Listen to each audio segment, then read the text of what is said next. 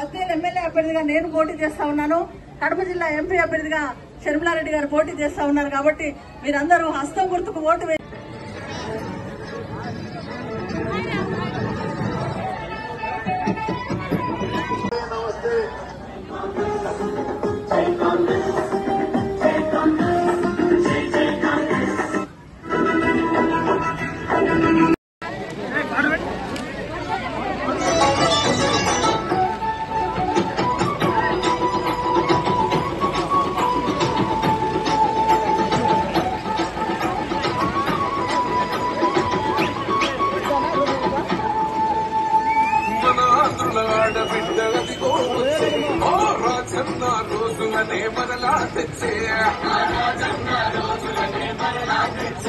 మధ్య డబ్బు లావాదేవీ జరిగింది అని సాక్ష్యాలున్నాయని కూడా సిబిఐ చెప్తున్నా కూడా 5 సంవత్సరాల నుంచి జగన్మోహన్ రెడ్డి గారు సొంత చిన్నానకు చావుకి కారణమైన అవినాష్ రెడ్డి గారిని కాపాడటమే కాకుండా ఇప్పుడు మళ్లీ అవినాష్ రెడ్డి గారికే టికెట్ ఇచ్చారు.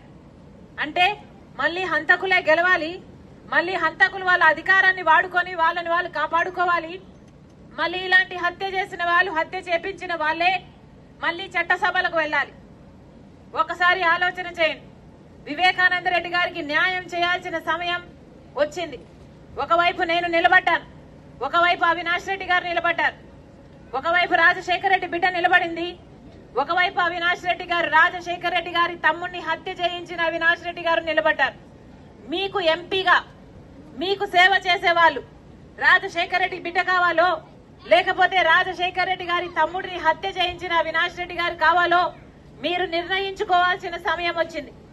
నేనైతే రాజశేఖర రెడ్డి బిడ్డగా మీకు మాటిస్తున్నా, నన్ను గెలిపించండి, రాజశేఖర రెడ్డి బిడ్డను గెలిపించండి, న్యాయాన్ని గెలిపించండి, వివేకానంద రెడ్డి గారికి న్యాయం చేయండి.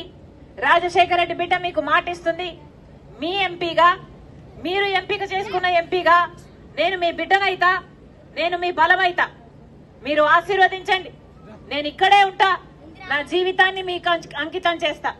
మరొక్కసారి రాజశేఖర రెడ్డి బిడ్డ మనస్ఫూర్తిగా మీ అందరి ఓటు, ఆశీర్వాదం, ప్రేమ, అభిమానం అన్నీ అడుగుతుంది. రాజశేఖర రెడ్డి బిడ్డ మనస్ఫూర్తిగా ఆశీర్వదిస్తారని రాజశేఖర రెడ్డి బిడ్డ విశ్వసిస్తుంది.